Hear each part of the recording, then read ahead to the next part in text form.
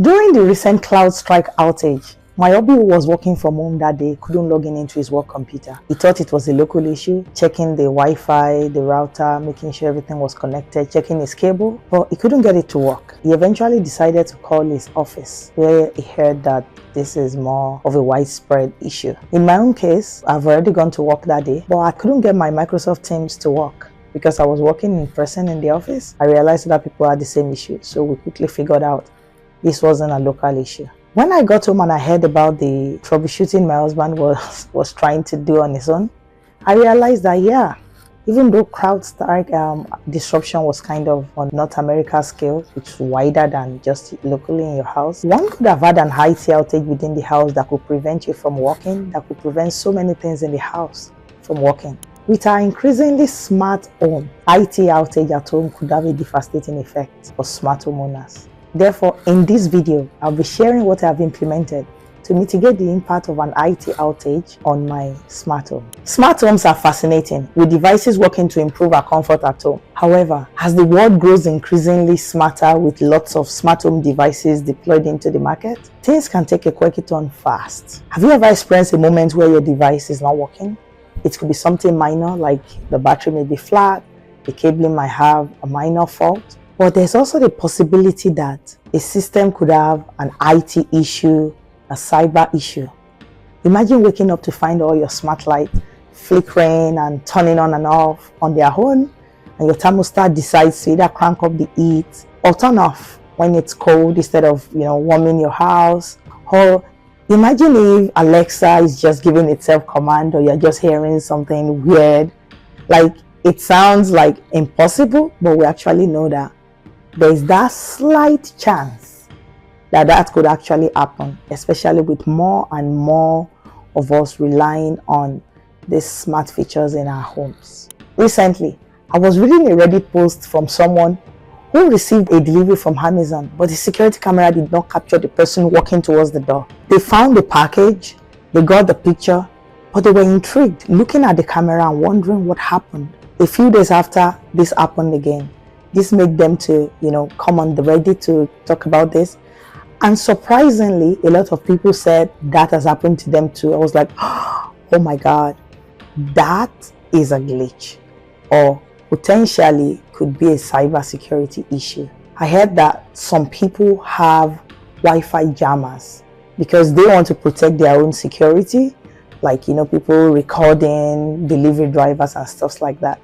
So there are Wi-Fi jammers that some people use to jam the network so that the security camera will just be fixed on the last image and not, capture that in time moment, right, as the person is walking towards the door. Because doorbell cameras rely on Wi-Fi connection to transmit both videos and audio. So any other device that is operating in the same frequency band can jam the system if the person is holding a Wi-Fi jammer. If cameras and motion detectors can fail so easily that there's no alert or video footage within those few minutes of someone walking, that is a huge compromise. That means the ability to monitor the security event in real time can be hampered. This is just a chart about delivery, you're not seeing someone, but this is a major risk. And there are many of our gadgets that are connected to home Wi-Fi network. If it's someone with real malicious intent and they are able to hack into a system and gain access, starting with something as little as the motion detector and the security camera, they could infiltrate the entire home, especially through all these connected appliances. As we have this conversation in this video, I'll be sharing the 4 main issues that cybersecurity network Wi-Fi issue can impact an homeowner, especially homeowners that rely on this smart technology, either to protect their home or to operate their home. From my research, I've found that there are 4 main ways that network issues can affect homeowners. Please feel free to share in the comment section if you have additional ways you think homeowners can be affected by network issues or cybersecurity issues. The first is the data breach. Data breach is the biggest one because a lot of sensitive data can be stolen. Many of us use all these smartphones, smartwatches that tracks our habits, our preferences, track our schedules, sometimes even track personal conversations. people using Alexa to say, Alexa, do this, Alexa, do that. When you're not talking to Alexa, Alexa is still there in the background listening. That is one of the main issues. Even people who are not homeowners yet, like people have really incorporated this into their lifestyle, that some people even have these smartwatches on their kids to know where they are. All of those things are to keep us safe and to, make us more comfortable in some cases, but it's also putting a lot of our personal data out there. The most dangerous thing that could happen after a data breach is the financial loss, which is the second main issue that could affect homeowner. When the data is compromised, many of these systems already have credit cards or payment details already loaded. For some people who use some exercise apps and stuff like that they are on monthly plan or recurring plan, some people have their credit card, their bank details saved on this app, which tracks a lot of other things while helping them maybe to lose weight, maybe to sleep better, whatever it is that they are trying to do. If it's a paid service, that means you have some payment details stored somewhere, and a breach on your system could mean unauthorized transactions in those details. The third way network issue could affect an homeowner is the disruption of service. That one could mean a lot to different people, right? For some people, it might just be a minor inconvenience. You call on Alexa, Alexa, do this. Hey, Google, turn on this radio. Hey, some of this could be minor inconvenience. Some could be like things like sprinklers that some people have, garden beds and stuff that the plants could die from lack of water. And some critical ones that some people have, trackers on them that in case they fall, they are being monitored. A disruption in that kind of service could have a more severe consequence on someone whose welfare is hinged on these things like fall tracking device to alert, some family member or care homes or company to ensure that the person is safe. Some other disruption of service could be a minor inconvenience for people, but it could also be a main security feature.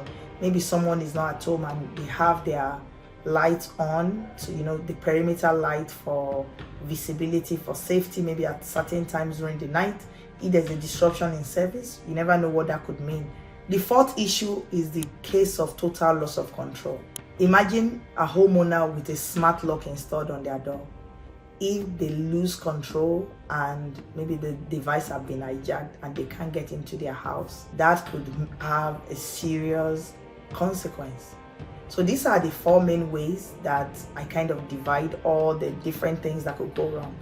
For every smart device that we install as homeowner, it's always good to look into this device and think about, if it goes wrong, what are the consequences? If it doesn't turn on, if it doesn't work, if something happened that is compromised, we should plan ahead so that we would implement some mitigating factors to protect us, depending on how much this smart home device means to us. I'll be sharing 10 ways to improve the security of your smart home gadget. The first one is you need to secure your Wi-Fi network. A lot of things run on Wi-Fi, and there's a lot of points that the Wi-Fi could be compromised. So for your Wi-Fi in the house, you need to change the password. As one of the IT training at work, it was shared that a lot of people still have their password as password. That was laughable, but it was interesting. Like they said, it's still a great percentage of people. So if you're one of those people whose password is password, please change it. And also, if you need to use numbers, don't use things like, your house number, your date of birth, something that is so easy to get. I heard that is also common, and people use 1, 2, 3, 4. That's very interesting when you hear some of this in training about the data. If you're also one of those people, I beg you, don't use 1, 2, 3, 4. That's so easy to guess. And instead use unique, strong password. Include a mix of letters, a mix of numbers, and special characters. Emphasis on special characters. There's a lot of them. Use hashtag, use art, put exclamation mark, put full stop. You can form a sentence as your password and put a lot of ampersand and a lot of different signs in it, and it will still be memorable and be fun and be more difficult to break the more complex and random and mixed it is. You also need to be cautious about your email and all the different websites you kind of, log on to and just, put your details. Because if you click on malware online and, you could infect your own Wi-Fi network, and that way there's a lot of interconnected device. If you think about it whenever you're browsing online, think about how widespread this should be. This will make you much more careful in what links you click. A second point to improve your security is to update your firmware. So many of these smart home devices comes with updates from time to time. Make sure that you regularly check for updates and you have the latest format of update. Whenever there has been a software fixes or whenever there's an issue, the manufacturers usually send updates. By having the latest version protects you more. Also use antivirus where possible. Whatever needs antivirus, make sure you use an antivirus. It's for your own good. The third way of improving your cybersecurity is to use two-factor authentication. Enabling two-factor authentication where possible means that even if someone has access to your system, there still needs to be a call or maybe something to your email or your phone that has to double check. It helps you, gives you extra security. I know sometimes two-factor authentication can be a nuisance. I've experienced it. I'll tell you a joke. I was going on vacation and I was like, I'm not going to be on the internet for a few days. I want to rest. I want to be with nature. And, after a few days, I was like, I'm bored. I remember something I needed to check. And guess what? I wanted to log in online and I needed two-factor authentication. And because I've already planned that I wasn't going to go on the internet, I didn't roam because the roaming would have costed me $15 per day. So yeah, that two-factor authentication made me pay $15 that day to really check that thing. But that kept me, that made me to keep more, to be like, okay, no internet for a few days. It made me keep to it because of the cost associated with it. But in such factors, or when you don't have your phone with you, it might be like a nuisance that, I don't have this, now I can't log in. But it protects you more than it inconveniences you. The fourth point I'll be sharing is that consider segmenting your network. You have this one network at home, but you can have a section for things that the impact of the breach could mean a life or death situation. An example is if someone is wearing a fall tracker, that could be safety critical. Having a separate network for that so that even if there's a breach, it might not be able to get to all the OSEC sections of the network, so that something that is safety critical like that is separate. Or maybe you could even have a separate network for all your smart devices, so that if there is a potential for a breach, it would be limited to that area. That way, it's also easy for you to back up important data because they are all in a section together. The fifth point I'll be discussing now is to review your permissions. There's a lot of permissions we have to give. Online, all these apps will be like, give me permission to know your location, permission to access your phone, pictures, permission to listen to voice. All these apps that will be like, I'm tracking now, is tracking your location. All of those things could be necessary depending on your lifestyle and what you're trying to achieve. But it's important that you remember to go back sometimes and disable some of these unnecessary permissions. If you don't rely on it or you don't need it all the time, limit the footprint. The lesser your exposure, your touch point will be minimal, and then how widespread any attack would be will also be limited. So if some features are not required, consider disabling them so that you don't compromise your security. The sixth point I'll be sharing is consider securing the access to your Wi-Fi routers. When I mean access, I mean some people have their Wi-Fi routers just like in plain sight. If there's a breach, if something happens, your Wi-Fi is just there. Like even sometimes it's not even for security. Kids could break or tamper with it. Keeping it from where it's easily accessible from physical tampering that could affect it. Imagine if your Wi-Fi router, if something is, maybe they pour water on it or something breaks in it, if you have kids at home, that could have, some major disruption for you. If, for example, if you work from home, if you are able to put it in a secure place, for example, if your Wi-Fi is in your engine room, like in the basement, is closed, you don't go there all the time, and then you could have like boosters, like if you need boosters in some other floors of the house to still maintain the signal strength. The seventh point I'll be discussing is to monitor your accounts and devices. If you have smart home camera that is Wi-Fi enabled, right? You need to monitor it sometimes. Like this chat I was talking about in Reddit, this person noticed because they actually go back and look at the footage that their camera has been recording. If they don't monitor and check, they won't even be able to identify if there are unusual activity or if there's a compromise. So you need to monitor some devices that are very important to you, that, for safety. You need to monitor to make sure that you notice anything that is unusual so that you can, mitigate any effect quickly. And eighth point is, sometimes go old school. Have some switches. For me, even though I have like smart thermostat, I still have the switch. Even though I have smart light, I still have the switch. Opting for no switch at all means that you don't even have a backup for it to work. So whatever system you are installing, like there are smart ovens, smart washer, dryer that you can turn on remotely, but they still have the buttons, things like that. Think of whatever is important that could be safety critical or that could cause major inconvenience. You still need to keep the switches so that if there's a network issue, you'll still be able to operate. The ninth point is sometimes it's good to go for wired connection. For me, I would not trust security camera with Wi-Fi. That's it. If you think you need security camera, if it's really important to you, then a wired connection is the best. Sometimes you could just have it for minor things if you're not really worried about security and stuff like that. But if you're worried about security, try opting for wired connections, wired Ethernet connections, and reduce the reliance on Wi-Fi.